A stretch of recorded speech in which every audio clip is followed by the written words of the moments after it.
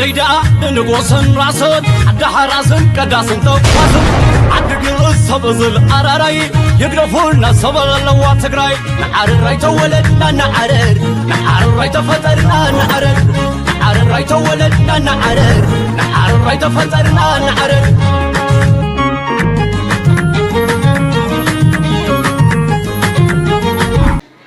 مستريح ما جسوا أصارينا أبصاري أو نبرة خلاص بس حدا قال نبرة بس حدا قال لا تنبرة قمت خندق خوان زي اللي قال بس تفكان تزرارنا درجة قمتو كنا مسئين عن بصاني ورلتي هي بارع حزي أو خسر وعلي الله حاول بارع مكلا خلي بيت مزاج جماعتهم بدأت حاوسهم نافر كده سبع قرر حاول بارع خسر وعلي الله ساتفوناي تبرت هاي مسلين في اللعب زي عبارات مستلعلة كنت فانا متفلاق في زامر جونجار أي تبرت ساتفوت هاي مسلين صبغت هنا تطقعت مستهلة تبرت ولا أنا كتما ما تقولنا راي ما تبغى تاخذ تحاول ما خد مكان قادت نوع على استواء غيري وصل زوج مع كلاتون وقتنا حكمنا مقص عن حكمنا رديت كبر لهم ما بيتنا حرس تساعد استغفر سلسلة تنحرس السوزجوار تساقون كم بوليس كان مسجنا نحلفن سلزي بوزغنا مرة زلوا حزب تحكمنا على جسم بورا زلوا كله أو بقرأنا تقطعات خناتات حكمنا نزرخون نحكمنا صوم معون تحكى وصلنا تات مسمصو وبوقت نحكمنا حجز بورا لهم زجار وحجز دكافن بوقنا تاتهم زلوا يقولون أبزي مالت كتمانا هذا بزحات عبيت تكالات له ختمايا يونيفرسيتي له فابريكات تكون له هم جاهين هذا كاتم مالت بتنقع كجبر له زلوا ملا بوقت ذكري لا شبوت عبيت تكالي تجرد بقرانا يحاول بارع مكلا خالد زلوا اللي من قد كفتار خالد عبيت تكالات ومتمساسالي كلايتي وانا نجار تبارعت زغون نجاراتون بقرا مالت حرقة كذكر صحيح سواحل متصل زجبروا لهم وي زجماتون نبرتات بتنقع كمات اللي تخدم من قدك في الترك خلال له هذا حلقة تمساسالي قلل كلاتهم تفضوا قلل زبان نجار يخوننا ناي ولك سوات حفتي بشلت النزقاتهم كمان أنا مسي تقطع نجارات بعقوا زي نقمات فطروا قدلتات لهم اليوم تعبر السبب كنت نقرأ ويتكلم اليوم نغميت هم زعلنا بالكيكاتهم تنقع أبزلون من بيت خير اللي زخرج دفنا تأكل خلال الوزير ما نفتنا عب مأتوينا زسمعناكم أو كتما مايج أو زجات أمام محزني في السامة عمل كيتو زتوها مريم كورات خطاتلتي تجري ميديا نيتور عب فاوريكا سرحتي بارتي كل بورد مايج أو زجات أمام هندوتا وبارع حوي قبل لسبن نبرتن حدا قاموا صحو زفلات يوم اتي عصر شمون تمجابيت كل تشحن عصر شوعتنا متمرات رفات زجات أمام حدا قبارع عب سبن نبرتن قدعة وصحون حلفته هوتون زيد رجيم مستحدقات أساسيرو أمن كلين سعبيناتون أمن سراي كم زلون تحبير لهم بزبلنا نبع علتاوي مدبنا كنحلف مسرتا حدش جزيا من محدار تجري عنيني بزح ولون بزحات حدش تحبريتاتون مزيست أساسرو وزميم أبنايلو متحستن علوم بخالجز جنرالات تجري حويسو بركزولو أزست سراوي تجري نبرتهم أبدي سبا خمسة أجدي جلس علوم نقلي دما شموم وزيلو أبزر حزنا لنا أي تجيتها ردا كبد وين بدي سوا مملاسمون أكل تحستنا خينو بتوسع خدمة إيرترا بوجن أبي أحمد زلك علىون تجبرون مش بشبات ملكيتا بالعلو سمزي إيرترا بمهورات زوج أطمت حساسون حزنا لنا مع خنا زينا جبسون أبزو قداي زهوا حبريت لهم كبرات خطاتلتي تجري ميديا نيتور نلومي زحزنا يوم زيناتات يوم نبذر زرم كنسكركم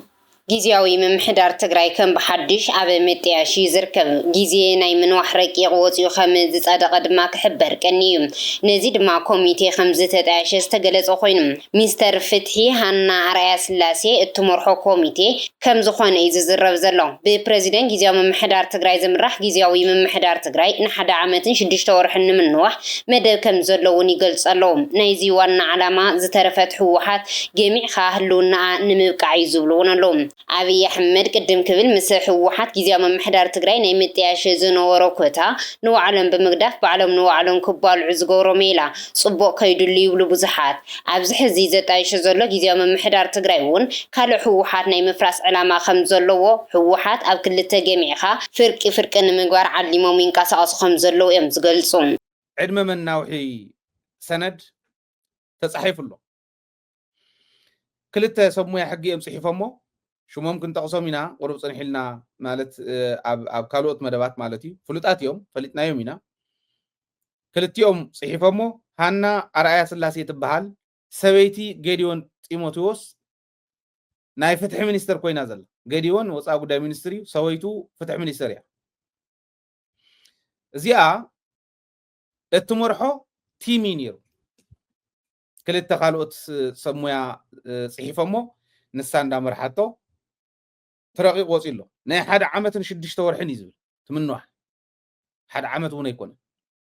حد عامة شدش تورحني ود ورده بريزيدنت خوينو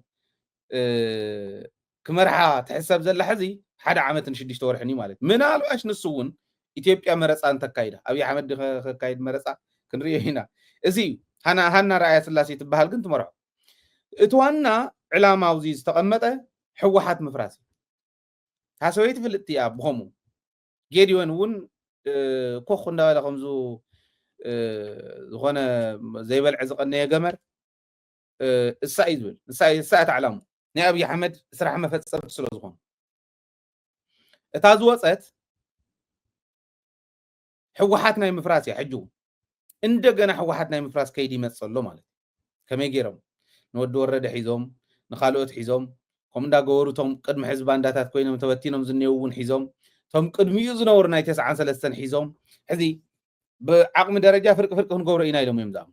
جن كل بانداس لزخون استبارره ኣብዚ ጉዳይ ምልከቶም ካብ ዘካፈሉ ነጠፍቲ ዝብልዎ ድማ ኣብ ዳግመ ምጥያሽ ጊዜያዊ ምምሕዳር ትግራይ ክህሉ ዝኽእሉ ኢሎም ነናይ ባዕሎም ምልከታ እናቐመጡ እዮም ጊዜያዊ መንግስቲ ትግራይ ዳግም ንምውዳው ክልቲኦም ክፋላት ሕወሓት ሰራዊት ትግራይ ተቃዋምቲ ውድባትን ምስ ብልጽግና በተናጸል ድርድር የካይዱ ምህላዎም ድማ ሓበሬታ ኣለና ይብሉም እቶም ጸሓፍቲ እቲ ዝገርም እዞም ምስ ኣብይን ብልጽግናን ዝደራደሩ ዘለዉ ሓይልታት ትግራይ ነንባዕሎም ግን ክደራደሩ ዘይደልዩ ዘይኽእሉን ምዃኖም ይብሉም ካብቲ በተናጸል ዝተኻየደ ዝርርብ ዛጊ ዝተፈለጠ ጉዳያት ጊዜያዊ ምምሕዳር ትግራይ ንሓደ ዓመት ከም ዝጸንሕ ፕሬዚደንት ንምውሳን ሓደ ወርሒ ከም ዝወስድን ኣብ መሪሕነት ናይ ሰባት ምቅያር ከም ዝህሉን ተዋጽኦ ናይቲ መንግስቲ ከም ዝቕየርን ብቃላዊ ስምምዕ ክልቲኦም ተደራደርቲ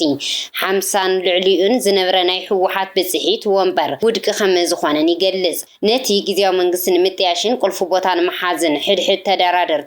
ሒዞምዎም ክቐርቡ ዝኽእሉ ነጥብታት ኢሉ ዘቐመጦም እቲ ነጣፊ ብልጽግና ምስ ሻዕብያ ዘይራኸብን ዝተፈጠረ ርክብ ክቋረጽን ዝገብር ብውዕሊ ሰላም መሰረት ሰራዊት ትግራይ ናብ ካምፕ ከኣቱ ዲዲአር ክትግበርን ሰራዊት ፌደራል ኣብ ዝተነጸረሉ ቦታ ብሰላም ከኣቱ ዝፈቅድ እቲ ሕዚ ተፈጢሩ ዘሎ ዕግርግር ዘረጋግዕን ምስ ፌደራል ተደራዲሩ ክሰርሕ ቅሩብ ዝኾነን ዝብሉ ነጥብታት ሒዞም ክደራደረን ክውስንን እዩ ተባሂሉ ይግመት ይብል ጉጅለ ኣይተ ጌታቸው ረዳ ድማ ጊዜያዊ መንግስቲ ክሰርሕ ዘይከኣለ ውዕሊ ሰላም ዘይቅበል ጉጅለ ዶክተር ደብረጽዮን ብዝፈጠሩ ዕንቅፋት እዩ ዝብል እምነት ዘለዎ ኮይኑ ፌደራል መንግስቲ እውን ብውዕሊ መሰረት ኣይሰርሕን ኣይሓገዘን እተን ዝነበራ ናይ ኣካይዳ ስሕተት ኣሪምና ዝተጀመረ ስራሕ ክንፍጽሞ ንኽእል ንሕና ኢና ናይ ሕወሓትን ኣፍሉጦን ፕሬዚደንትነት ንዓና ክወሃወና ይግባእ ዝብል እምነት ከም ዘለዎ እዩ ዝገልጽ ብወገን ጉጅለ ዶክተር ደብረጽዮን ድማ ጉጅለ ጌታቸው ምሳና ተራዳድዩ ክሰርሕ ኣይኽእልን ህዝብን ሰራዊትን ስለዘይቕበሎ ትግራይ ከመሓደር ኣይኽእልን ንውዕሊ ሰላም ፕሪቶሪያ በተግባር ክነተርጉሞ ንኽእል ንሕና ስለ ዝኾና ፕሬዚደንትነት ንዓና ዝግባእ ዝብል መትከል ከም ዝህልዎ እዩ ዘንፍት ወገን ሰራዊት ትግራይ ውዕሊ ፕሪቶሪያ ከይትግበር ጸገም ፈጢሮም ዘለዉ ክልቲኦም ክፋላት ሕወሓት እዮም ካብ ሕወሓት ንላዕሊ ሰራዊት ዘለዎ ተቐባልነት ዝበለጸ እዩ ነቲ ዘሎ ዕግርግር ኣልዩ ውዕሊ ሰላም ተግቢሩ ናብ መረጻ ከሰጋግሮ ዝኽእል ሰራዊት ስለ ዝኾነ ንሕና ክንመርሕ ዕድል ይወሃወና ክብል ይኽእል እዩ ይብል بوغن تقاومتي ودوات تግራይ ውን ኣብ መንግስቲ ይኹን ኣብ ቤት ምኽሪ ማዕረ ውክልና ይሃሉም ንጉጅለ ዶክተር ደብረጽዮን ናይ መሪሕነት ቦታ እንተተዋሂቡ እቲ ለውጢ ክዕንቀፍ እዩ እቶም ፌደራል ዘይገበሮም ጉጅለ ዶክተር ደብረጽዮን ዝብለጸሎም ግዛታዊ መሬት ምምላስ ቀልጥፊ ተግበር ፕሬዚደንትነት ንጌታቸው ይወሃቦ ክብሉ እዮም ተዋሂሉ ይዝግመት ይበል ፌደራል መንግስቲ ክመርጾ ዝኽእል ኣማራጺ ክብል ኣብ ዘቐመጠ ድማ ቀዳማይ ምስ ሻዕብያ ፋኖን ዝግበር ጥምረት ግዜ ዝህብን ብሓጺሩ ስጋት ዘይፈጥረሉ እንተኾይኑ ዝያዳ ፖለቲካዊ ሓይልታት ትግራይ ክናቆሩ ንምግባር ንፕሬዚደንትነት ዝኸውን ሰብ ካብቶም ዝወዳደር ዘሎ ጉጅለታት ወጻኢ ግን ኣብ ምኽተ ካብ ዝነበሩ ሰባት ንሓደ ክስይም ይኽእል ይብል ካልኣይ ድማ እቲ ምስ ሻዕብያን ፋኖን ኣሎ ዝብሎ ርክብ እንተስጊእዎ ነዚ ኣቐልጢፉ ናይ ምቕልባስ ተኽእሎ ዘላቶ ሰራዊት ስለ ዝኾነ ንሓሳብ ሰራዊት ክቕበል ይኽእል ይብል ሳልሳይ እውን ናይ ሻዕብያ ስጋት ይኹን ንሻዕብያ ክቕበል ዝደሊ ዘሎ ሓይሊ ብዘላቕነት ምድኻም ይዝበልጽ ስለዚ ኣብዚ ሃናጻይ ተራ ክጻወት ኣለኒ እንተይሉ ንጉጅለ ጌታቸው ክቕበል ይኽእል እዩ ምስ ሕድሕድ ኣማራጺ ክፍጠር ዝኽእል ኩነታት ኢሉ ኣብ ዘቐመጦም ድማ ካብ ወገን ኣብ ምኽተ ዝነበረ ሰብ እንተወኪሉ ፖለቲከኛታት ጀነራላትን ንቀበል ኣይንቀበል ዝብል ክርክር እናካያዱ ኣዋርሕ ክወስድ እዩ እቲ ምጽልላምን ምጥልላፍን ክቕጽል እዩ ዝተወሰነ ምስ ሓሰይና ናብ ሓደ ውሳነ ከኣትዩ እዚ ጸገም ትግራይ ዘጋድድ እዩ ይብል ካብ ሰራዊት ምውካል ዝብል ተቐባልነት እንተረኺቡ ድማ ምምራጽ ጀነራል ታደሰ ፕሬዚደንት ክኸውን እንተገይርዎ ክልቲኦም ክፋላት ሕወሓት ንታደሰ ናብ ባዕሎም ንምስሓብ ብዝገብርዎ ንሕንሕ ከስርሕዎ ይኽእሉን ድሮኳ ምክትል ፕሬዚደንት መን ይኹን ኣብ ዝብል ሕፀኑ እስጉጅለ ዓለምን ንእስጉጅለ መንጀሪንን ኣብ ውጥት ኣትየሞሎም ታደሰ ወረደ እቶም ጀነራላት ስለዘይእዘዝዎ ናይ ፌደራል ደገፍ ናይ ምጥቃም ተኽእሉ ትሕትዮም ደገፍ ማሕበረሰብ ዓለም ናይ ምጽዋዕ ተኽእሉ እውን ዝሓጽር እዩ ስለዚ ውጽኢት ከምጽእ ይኽእልን ይብል ናይ ጌታቸው ጉጅለ ናይ ምቕጻል መማረጺ እንተወሲድ ድማ ፌደራል በመሰረት ውዕሊ ፕሪቶሪያ ናብ ትግራይ ሰራዊት ከእትዩ ፌደራል እንተኣትዩ ጉባኤ ዘካየደ ሕወሓት በሰራዊት ትግራይ ኣይሕገዝን ነዚ ኩነታት ንምቕያር እቲ ጉባኤ ዘካየደ ሕወሓት ከምቲ ሕዚ ዘርእዮ ዘሎ ምልክታት ፈለማ ንምዕራብ አንሳሒቡ ኩለ መዳይ ተቃውሞ ከካይድ እዩ ኣብ መወዳእታ ከመይ ንቐጽል ዝብል ንጹር ዝተስማዕምዐሉ ናይ ቃልሲ ስልቲ ስለዘይብሉ ክበታተን ይኽእል እዩ ገሊኡ ከም ደምሒት ገሊኡ ድማ ከም ኢሃፓ ክኸውን እዩ ጌታቸው ረዳ ንሕወሓት ኣተዓራርዩ ትግራይ ናብ ዝሓሸ ብርኪ ናይ ምውሳድ ዕድል ክህልዎ እዩ ዝብል ምልከቱ ዘካፈለ ካብቶም ደገፍቲ ጊዜያዊ ምምሕዳር ትግራይ ዝኾነ ነጣፍ እዩ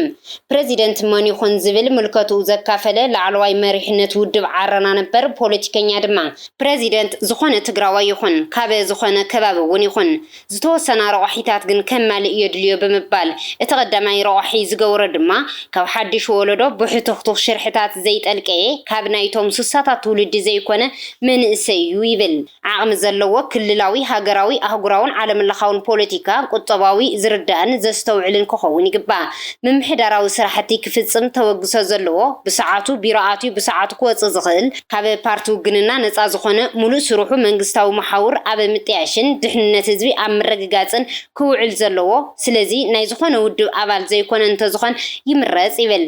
ኣብቲ ቀጻሊ መረፃ ዘይሳተፍ ስሩሑ ናይ ፖለቲካ ቅስቀሳ ዘይኮነ ስርዓት ተስፊኑ መንግስቲ ንህዝብን ንመረፃ ዘዳሉ ክኸውን ይግባእ ንኹሎም ተናሓናሕቲ ውድባት እውን ብማዕረ ዓይኒ ዝርኢ ክኸውን ኣለዎ ይብል ሕሪኡ ኩናት ዘይገብር ሕውየት ህዝቢ ዘቀድም ኢትዮጵያን ኤርትራን ብጉዳይ ዓሰብናዊ ጦርነት እንተዝኣትዋ እኳ ሓድነት ተጋሩ ሓልዩ ዘይሻራው ክኸውን ዝኽእል ምኽንያቱ ንሕውየት ሰላም የድሊ ስለ ዝኾነ ይብል ካብቲ ብጠበንጃ ተሓንጊሩ ክመጽእ ዝህንደት ዘሎ ሓይሊ ዘይኮነ ክኸውን ይግባእ ይብል እንደ ሕወሓት ፕሬዚደንትነት ቦታ ክወሃቦም የብሉን ምኽንያቱ እተን ዝተዘርዘራ ረቑሒታት ኩለን ስለዘየማልኡ ይብል ኣብ ልዕሊ ጀነራል ምግበይ ሃይለ ኣብ ሰሙን ብርክት ዝበሉ ክስታት መቕረቦም ዝዝከር እዩ ኣብዚ ክልተ መዓልቲ ድማ ናይ ኣበበ ተክለ ሃይማኖት ምግበይ ወድን ቤተይን ሓዊሱ ናይ 42 ኣዘዝቲ ሰራዊት ትግራይ ንብረት ክእገድ ትእዛዝ ተመሓላሊፉ ተባሂለሎም ኣብ ውሽጢ ቲዲኤፍን ካብ ቲዲኤፍ ወፃኢ ናይ ዝርከቡ ናይ 42 ጀነራላትን ኮነሬላትን ከምኡውን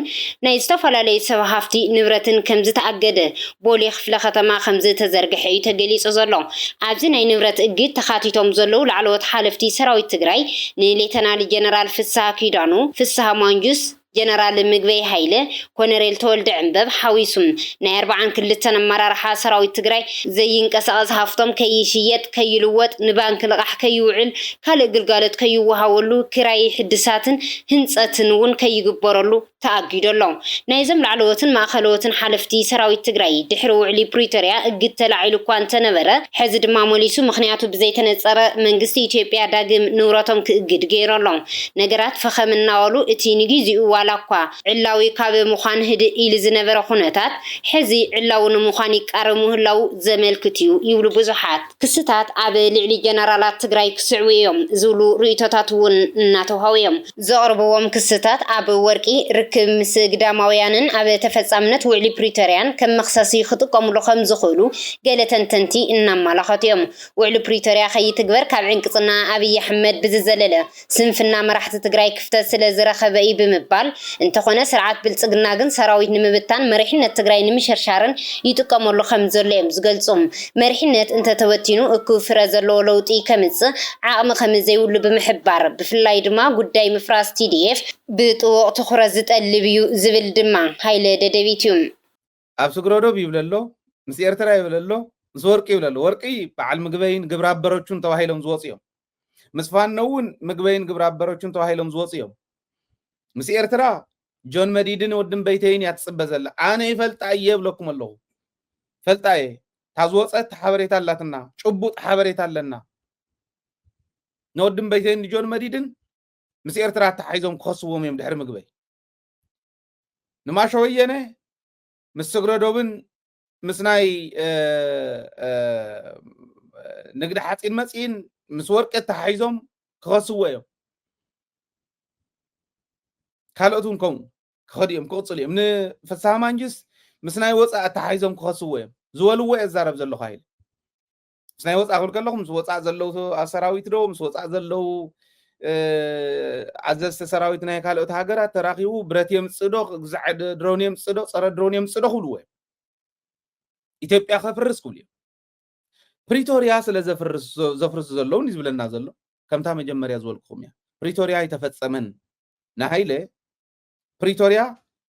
أب كرمنا إثيوبيا ما راح تخوين أنت ذكر آخر نيره بريتوريا ها إلكاز جمر أبى يو حتى خون زلو أبى إتها كيف كان أخل كأبه جزع مزعل كجمير كيكون مجمريو إتها مالت إتوقصر حدا ستاتس كو أنت يملس بحق منقص إثيوبيا مسرة سلزول حق منقص إثيوبيا خا كللات نايب علينا اللوندي دوبل لونندي زح حق منقص زيا تنكللات نايب علن نايم حدرا جزات كم زلون يغمد نايم حرا كل الحق منقصتي أم حرا اتبها للنواسنا مسي إرترات واسن زبل يلن معراب تقراي وريرات وسط زبل أب حق منقصتي يلن سأل حق منقصت خوينا من داخل هلو ده تقبري غاسل دي أرتور مجمري ده تقبريو سلخالي حمس مسو زل زوري مجمري أكو تاه ناي وعل بريتوريا اتبهال جزءاتها وحدنت مملاسي زي أنا مقبار قدمي يخبرز قبا أمون اللو صلاتي كافتم أب مريت تقراي خونز قبا أم حيلتات تاوطاي كي يهلو مقباري موصع حاوير كاتوصو كاو جزءاتها وحدنت يخبر دحريو خندا يدلي أصطان تقراي تواهيلو دي أرديو خالي إديو يحسب مالي ريخم بريتوريان ساتم فكرتو خوينهم نمن تاي مسيلكم أتحيزنا يومنا قرات حيزم يوم وسن حيزم يوم بدنبي بالك شبيت أم حيزم تشكر كرو خوليو إحنا لقينا يجينا أوردي مجمريا خفصم زلوا ستاتسكو أنت يملسي بالله انت يلومك سراويتنا كو لبن تحليكم أنا من أسيون كتحجز نزل لي أب سوشيال ميديا زلهم بفلاي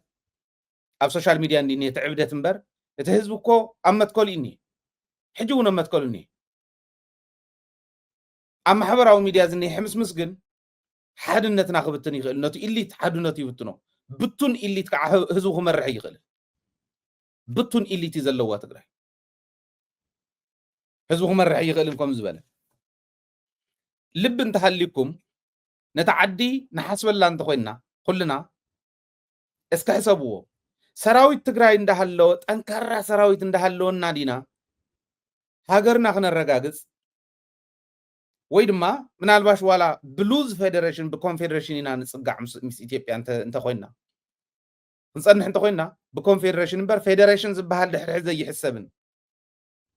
ኮንፌደሬሽን ማለት ናይ ባዕላ ሰራዊት ናይ ባዕላ ኢኮኖሚ ኣባዕላት መሓደር እዚኦም ዘለውዋ ሰራዊትና እንዳፍረስና እንተኸይድና ከመይ ዝበለት ዓዲ ኣኽትል ደስሕዙውን ናተጎንባሕኻ እግሪ ተስፋሕፋሕቲ እተልምጽ ፖለቲከኛ ኢኻ ዘለኻ ፕሪቶሪያ ንዕውን ይጠቕመና ንሕና ተጨፍጭፍና ኢና ሃይለ ወሲኹም እቲ ድሕሪ ኣብ ኩናት ዝነበረና ሕብረት ምሰብቅዕን ኣብ ፖለቲካዊ ጉዳይ እንትእቶ ከም ተጋሩ ዝፈርሰና ድሕሪኡ ናበይ ጉዕዞ ዝብል ንጹርን ሓበራውን ዕላማ ዘይምቕማጥና ይብል ሕዚ እውን እንተኾነ ድሕሪ እቲ ደማዊ ኩናት መራሕቲ ትግራይ ነናይ ባዕሎም መሳልል ክእልሹ ሃገምገም ዘብሎም ዘሎ ምኽንያት ምዃኑ እዩ ዝገልጽ ብኩናት ምስ ኣሸነፍካዮም ምስ ሰዓርካዮም ንጸላእትኻ ድሕሪኡ እንታይ ኢኻ ትገብር ዝብል የለን ዕላማ ርኢኹሞም ተመሊሶም መጽዮም ሓሞኽሽቲ መሲሎም ናይ ጽድያ ቆጽሊ ጥውዝ ዝበለ እንዲ ጠውዚዞም መጽዮም ተመሊሶም ኩሎም ተንበረኻ ዝነበሩ ደገ ዝነበርና እውን ቃቄራ መሲልና ሰውነትና ሕቕቕ እስካዕ ዝብል ለይትን ቀትርን ሰሪሕና ድሕሪኡ ኸ ታዘላ ድሕሪኣ ኣነ ክወፅና ዛ ስልጣን እከለ ይወፅና ዛ ስልጣን ትብል ቅርምት እምበር ትግራይ ከመይ ገርና ነሳግራ ናፍታት ንደልያ ትብል የላን ንምንታይ ትንደልዮ ስለ ዘይንፈልጥ ሃገር ዲና እንደሊ ኦኬ ሃገር እንተኮይና እንደሊ ሃገር ከግብር ዝኽእል መንገዲ የና እዩ ናብ ሃገርነት ከሳግረና ዝኽእል ዓቕሚ ከመይ ዝበለ እዩ ተዓቕሚ ንሱ ዝውንን ሰብ መን እዩ ተዓቕሚ ንሱ ዝውንን ትካል ውዳበ መን እዩ ኢልካ ኮይ ዝኽየል ኣበይ ኣሎ እዚ ሕዚ ኣነ ክዛረቦ ከለኹ የስ ኣብ ትግራይ ሓደ ዘይተለመደ ነገር ኣሎ ዝኾነ ሓሳብ እከለ ኣቕሪውን ትበሃል ቅድሚቲ ሓሳብ ናይቲ ሰብ መንነት ቀዳምነት ሂብካ ንምዕሳል ዝግበር ባህሪ እዩ እዚ ድማ ልዕሊ ሓሳብ ምስዓር ዕስለነት ምንጋስ እዩ ባይታ ዝፈጥር ይብሉ ንሰብ ዘይኮነ ንሓሳብ ንጹር ዕላማን ምስ ንቃለስ እዩ ሓበራዊ ሓሳባት ትግራይ ክዕወቱ ዝኽእሉ ዝብሉ ድማ ካልኦት እዮም ኣብታ ንነብረላ ትግራይ ከመይና ንንበር ዝብል ሓሳብ ክንምጽኢና ናበይ ንኸይድ እንታይ ንግበር ሃገር ንኹን ዝብል ሓሳብ ንሕዝብ ምሳሌ ኣብዚ ሃገር ምዃን ሓሳብ ናይ ኩልና ተጋሩ ሓሳብ እዚ ከምዚ እናሃለዋ ኣይተ ጌታቸው ረዳ ናብ ኣዲስ ኣበባ ከምዚ ተመለሰ እውን ተገሊጹ ኣሎ ኣይተ ጌታቸው ረዳ ኣብ ድዋይ ዝነበሮ ናይ ሕክምና ጻንሒቱ ወዲኡ ናብ ኣዲስ ኣበባ ከምዚ ተመለሰ እዩ ዝግለጽ ዘሎ በዚ መሰረት ድማ ኣብዚ ሰሙን ናብ ትግራይ ክመጽኡ ዝብሉ ሓሳባት እውን እናተውሃቡ እዮም ናብ ዝቕጽል ዛዕባና ሰጊርና ኣፍ ደገ ባሕሪ ዘይምውናን ከም ናይ ህልውና ስጋት ጌርካ ምውሳድ ሓደገኛ ሃቐን ዘለዎ ምዃኑ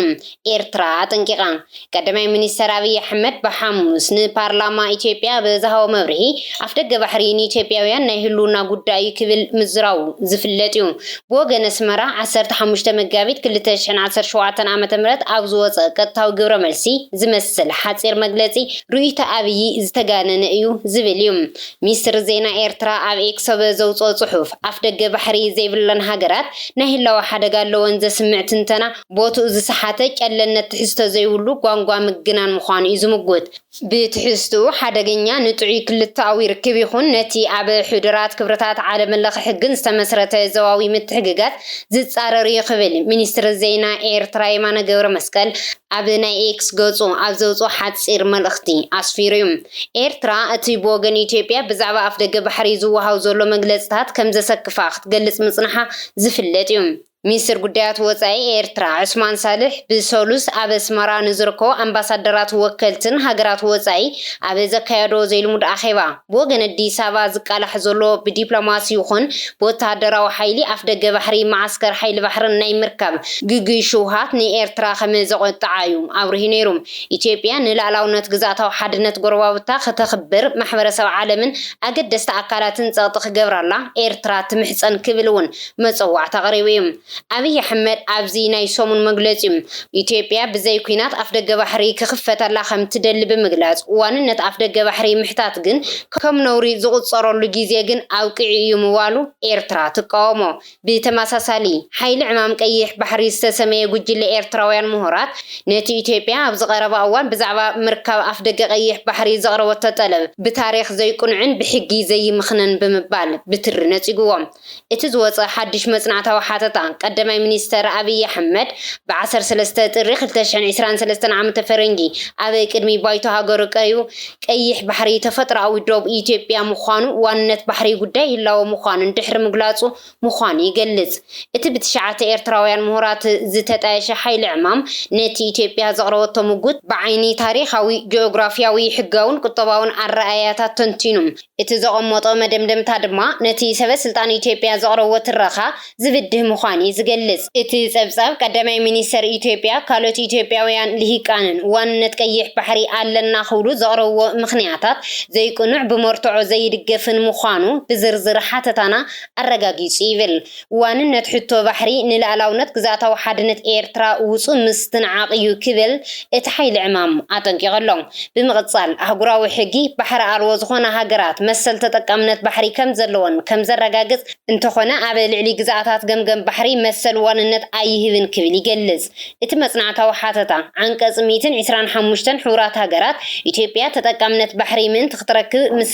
ከም ኤርትራ ዝኣመሰላ ሃገራት ክትዘራረብ ከም ዘለዋ ከም ዝደንገገ ብምውካስ ኢትዮጵያ ተጠቃምነት ባሕሪ ክትረክብ መሰል ኣለዋ ኣብ ልዕሊኡ ዝኾነ ክፋል መሬት ኤርትራ ግን ዋንነት የብላን ይብል። ሰበስልጣን ኢትዮጵያ ቀጥታዊ ኣፍ ደገ ባሕሪ ዘይምህላው ንቁጠባዊ ድሕንነት እቲ ሃገር ኣብ ሓደጋ ዘእቱ እዩ ክብሉ ከም ዝምጉት ዝገለጸ እቲ ጸብጻብ እቲ ሓይሊ ዕማም ነዚ ብተደጋጋሚ ዝቐረበ ኣባሃላ ዝድግፍ መርትዖ ከም ዘይረኸበ ይዝሕብር። ኢትዮጵያ ወደባት ኤርትራ ከይተጠቐመት ካብ 1998 ዓመተ ፈረንጂ ክሳብ 2018 ዓመተ ፈረንጂ ክልተ ኣሃዝ ቁጠባዊ ዕቤታ መዝጊባያ ክብል ዘመልከተ እቲ ጸብጻብ ኢትዮጵያ ዛጊድ ብጅቡትን ካልኦት ጉረባብቲ ወደባትን ኣቢላ ንግዳዊ ጉዳያታ ከም እተካይድ ይዝሕብር። እቲ ሓይሊ ዕማም ቀይሕ ባሕሪ ዝተባሃለ ጉጅለ ምሁራት ኤርትራውያን ኣብ ክንዲ ናብ ጎንፂ ዘምርሕ መግለጽታት ምጥቃም ዲፕሎማስያዊ ዝርርብ ክካየድ እውን ጸዊዑ። ሰለስተ መሰረታውያን ዝበሎም ለባዋት ድማ ኣቕሪቦም ቀንዲ ጸጥታዊ ብድሆታት ኢትዮጵያ ካብ ዘቤታዊ ጎንፅታት ዝምንጩ እምበር ባሕሪ ኣልቦ ብምዃና ከም ዘይኮነ ብምጉላህ ስትራቴጂካዊ ጸገም ኢትዮጵያ ካብ ስእነት ገማግም ባሕሪ ዘይኮነ ካብ ሕዱር ውሽጣዊ ጎንፅታትን ምምሕዳራዊ ብድሆታትን ዝመጽ ይብል። በዚ መሰረት ኢትዮጵያ ንላዕላውነት ኤርትራ ብዕሊ ኣፍልጦ ክትህብን ካብ ግዛታዊ ሓድነት ኤርትራ ጠለባት ካብ ምቕራብ ክትቁጠብን ኤርትራን ኢትዮጵያን ኣብ ተጠቃምነት ባሕርን መስመራት ንግድን ኣብ ሰናይ እምነት ዝተመስረተ ዘተኸካይዳ ዞባውያን ሃገራት ኣብ ቀርና ኣፍሪካ ቁጠባዊ ምትሕባርን ምርግጋእን ንምድንፋዕ ዝሕግዝ ስምምዓት ከካይዳ ከምኡውን ኢትዮጵያ ካብ ኤርትራ ንትደልዮ ግዛታዊ ጠለብ ንምምኽናይ ንብሔረ ዓፋር ከም መጻወቲ ካርድ ካብ ምጥቃም ክትቁጠብ ዝብሉ ለበዋታት ተሕሊፍ እዩ። እቲ ጽሑፍ ኣብ መወዳእታ ጉዳይ ኣፍ ደገ ባሕሪ ዝወለዶ ወጥሪ ይቕጽል ከም ዘሎ ብምሕባር ኣብዚ ዞባ ዘሎ ዲፕሎማስያዊ ብኽረት ዝያዳ ዘይምርግጋእ ከስዕብ ከም ዝኽእል እውን ስኽፍታታቱ ገሊጹ እዩ። እዞም ጉጅለ ኤርትራውያን ምሁራት ነዚ 86 ገጻት ዝሓዘ መጽናዕታዊ ሓተታ ናብ ዝተፈላለያ መራኸብቲ ብዙሃን ጸለውቲ ሰባትን ዘርጊሖም መብርህታት እናሃብሉ እዮም ዝርከቡ። መንግስቲ ኢትዮጵያ ኣገዳስነት ምህላው ኣፍ ደገ ባሕሪ ኣብ ታሪኻዊ ጂኦግራፊያውን ብሄራውን ቁጠባውን ረቑሕታት ዝተመስረተ ምዃኑ እዩ ዝገልጽ። ብተወሳኺ ባሕሪ ኣልቦ ዝኾነ ሃገራት ምስተን ኣፍ ደገ ባሕሪ ዘለዎን ሃገራት ብዝገብርኦ ስምምዕ መሰል ተጠቃምነት ከመይ ዘለዎን ንቻርተር ሕቡራት ሃገራት ብምጥቃስ ኣብርሂ እዩ። አብይ አሕመድ ቁጠብኡ ዝዓቢ ዘሎ ህዝቢ ምልዋጥን ካብ ድኽነት ክወፅን ዝደሊ 130 ሚልዮን ህዝቢ ጫፍጫፉ ተሓንፂፅሉ ተዓፅዩ ኣብ ማእሰርቲ ክነብር ኣይኽእልን እዩ ምዋሉ እውን ዝዝከር እዩ። ኣብ መደርኡ ንዘራረበሉ ኢና ንብል ዘለና እምበር ንዋጋ ኣይኮነን። ውግእ እውን ኣየድልን። ብዙሕ ክስታት ይስማዕ እዩ። ዝበዝሕ ክስታት ግን ማይ ዘይዓቁር እዩ ምዋሉ እውን ኣይርስዕን። እዚ ከምዚ እናሃለዋ ግብፅን ኤርትራን ምስ ቀይሕ ባሕሪ ዘይዳወዋ ሃገራት ኣብ ጉዳያት ቀይሕ ባሕሪ ዝኾነ ይኹን ተሳትፎ ከይህልዎን ከምዚ ተስማዕማዓ ድማ ማዕኸናት ዜና ግብፂ ገሊፀን ይብል ጸብጻብ ቢቢሲ። ነዚ ዝገለጸ ሚኒስትር ወፃኢ ጉዳያት ኤርትራ ዑስማን ሳልሕ ዝሓለፈ ቀዳመ ሰንበት ኣብ ካይሮ ተረኺቡ ምስ ፕሬዚደንት ዓብደልፋታሕ አልሲስን ሚኒስትር ጉዳያት ወፃኢ ባደር ዓብደላትን ድሕሪ ዝገበሮ ክልተኣዊ ርክብ ይብል እቲ ጸብጻብ። ወሃዊ ቃል ፕሬዚደንት ግብፂ መሐመድ አልሸናዊ እዚ ርክብ ሰላምን ምርግጋእን ሱዳን ናብ ንውር ንምምላስን ዞባ ቀይሕ ባሕሪ ንምሕላውን ከምኡውን ኣብ መንጎ ሃገራት ገማግም ባሕሪ ኣብ ምሕደራን ጸጥታን ዝግበር ምትሕብባር ኣብ ምምሕያሽ ዘተኮረ ምንባሩ የብርሂም። ክልቲኦም ወገናት ኣብ ገማግም ባሕሪ ዘየለዋ ሃገራት ኣብዞም ጉዳያት ዝኾነ ይኹን ተሳትፎ ከም ዘይህልዎን ተሰማሚዖም ክብል ገሊጹ። ግብፂ፣ ኤርትራ፣ ሶማልያን ዞባዊ ምርግጋእን ምስፋን ዘካይድዎ ጻዕርታት ንምዋሃድን ብዝብል ኣብ ጥቅምቲ 2024 ዓመተ ፈረንጂ ኣብ ኣስመራ ስሉሳዊ ታሪኻዊ ኪዳን ከም ዝመስረታ ዝዝከር እዩ ክቡራት ተኸታተልቲ ትግራይ ሚድያ ኔትወርክ ንሎሚ ዝሓዝናልኩም እዋናዊ ዛዕባ ነዚ ይመስል ነይሩ ንምክትታልኩም ካብ ልቢ ነመስግን عديدا نقوسن راسن عدها راسن كداسن توقاسن عدقل الصبزل أراراي يقرفولنا صبر اللوات تقراي نعرر رايتو ولدنا نعرر نعرر رايتو فترنا نعرر نعرر رايتو ولدنا نعرر نعرر رايتو فترنا نعرر